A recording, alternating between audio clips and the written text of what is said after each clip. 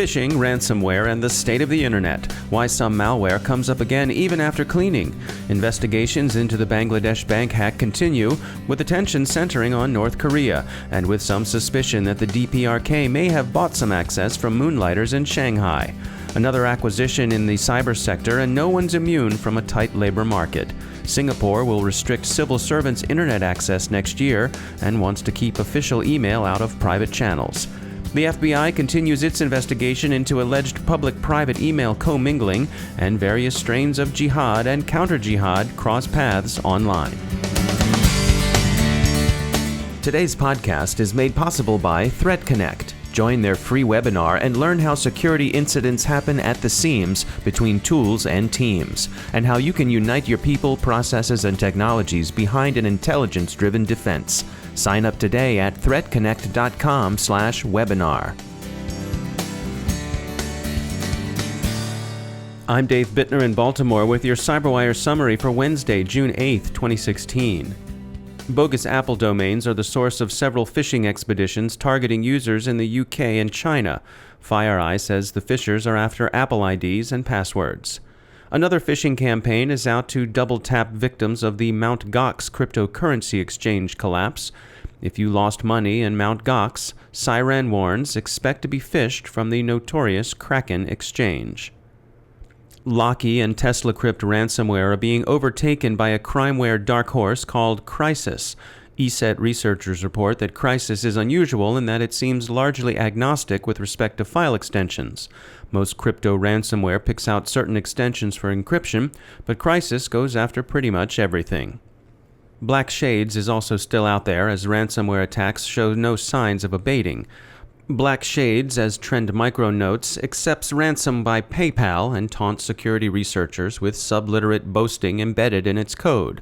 Black Shades victims are still mostly English and Russian speakers. SecureWorks offers an explanation for the apparent recurrence of some malware in cleaned systems. Some attack code exploits Bits, a native Windows tool used to retrieve updates.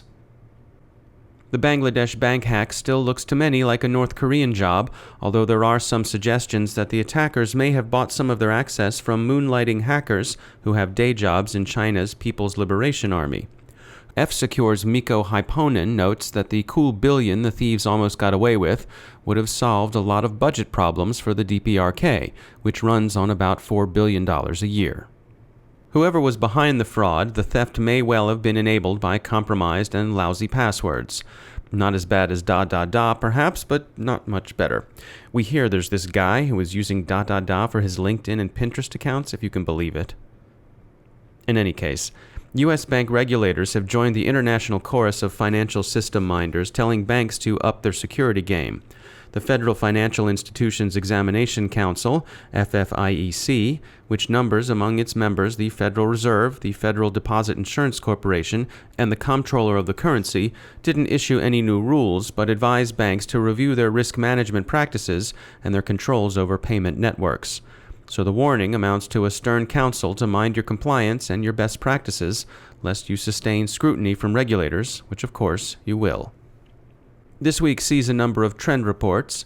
The New York Times points with alarm to the well-known state-driven market for 0 days, and the aforementioned Mikko Hyponen observes that the notorious difficulties of attribution make cyber weaponry perfect for the sort of semi-deniable hybrid war being waged in many parts of the world today. Akamai's quarterly State of the Internet report sees a continuing rise in distributed denial-of-service attacks, and observes that many of these are using stressor booter-based botnets. DDoS remains cheap, and it remains an effective misdirection technique to mask other attacks. Akamai also reports that account takeover attacks are particularly targeting financial and entertainment verticals. In industry news, Fortinet announces its acquisition of Excelops, the Silicon Valley security information and event management shop. Fortinet sees the acquisition as a play to move security intelligence to the cloud. And U.S. Cyber Command isn't immune to a tight labor market. Major General Paul Nakasone, commander of its National Mission Force, says that while recruiting is fine, retention is proving more challenging. Elsewhere in the U.S., the Intelligence Advanced Research Projects Agency, IARPA, the IC's homegrown version of DARPA, is soliciting ideas for innovative and deceptive approaches to cybersecurity. Looking at cybersecurity research more generally, the CyberWire is pleased today to welcome its newest research partner, Virginia Tech's Hume Center. We spoke with the Hume Center's director, Charles Clancy, about his organization and its research interests. We'll hear from him after the break. Singapore is going to restrict its civil servants' internet access dramatically, hoping thereby to reduce its government's vulnerability to phishing, waterholing, and so on. They can say adieu to freely surfing the web by May of next year. Such surfing, we note, isn't necessarily or even usually frivolous. There are lots of important business reasons to maintain access to the internet. It's interesting that one of the tech-savviest governments on the planet is working toward this kind of separation. Civil servants will still be able to access the web from private devices as long as those endpoints have no access to government email. The government will provide dedicated and closely controlled terminals for those personnel whose work requires internet access. In the U.S., the FBI's investigation of some American government officials' use of personal servers that may or may not have commingled personal and government emails continues, but behind a discreet investigatory veil of secrecy. Some civil servants are said to have received partial immunity. And finally, as anti-ISIS jihadis from Iran's Revolutionary Guard take to online media to tweak the self-declared caliphate, the FBI director warns that those who flirt with jihad risk arrest.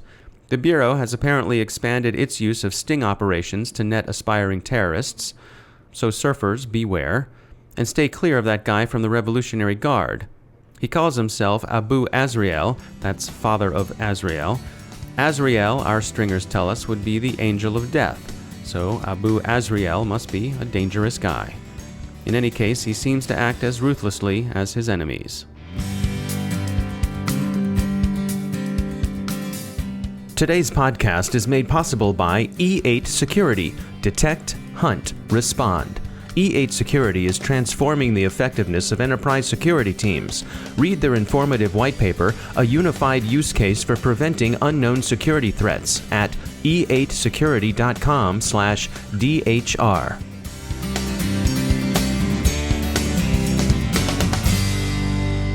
And it's my pleasure today to introduce our newest academic and research partner. Dr. Charles Clancy is the director of the Hume Center for National Security and Technology. They're part of Virginia Tech. Dr. Clancy, welcome to the CyberWire. Thanks. It's great to be here.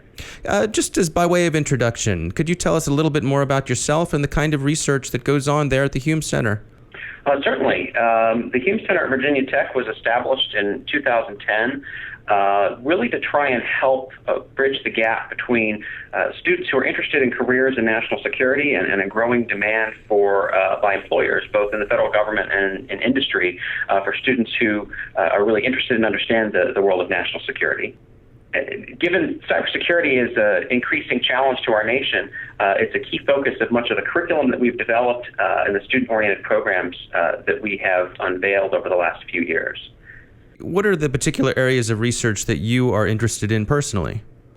Personally, my research has historically been in wireless security. I've done a lot of work in cellular, and as the Internet of Things becomes a key part of cellular, doing a lot of work in the Internet of Things and security challenges with the Internet of Things. All right, well, we look forward to talking to you as time goes on and learn about some of the interesting things that you all are working on there. Thanks for joining us.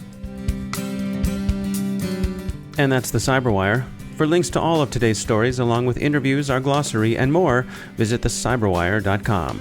Thanks to all of our sponsors who make the CyberWire possible. If you'd like to place your product, service, or solution in front of people who'll want it, you'll find few better places to do that than the CyberWire. Visit thecyberwire.com/sponsors and find out how to sponsor our podcast or daily news brief. The CyberWire podcast is produced by Pratt Street Media. The editor is John Petrick. I'm Dave Bittner. Thanks for listening.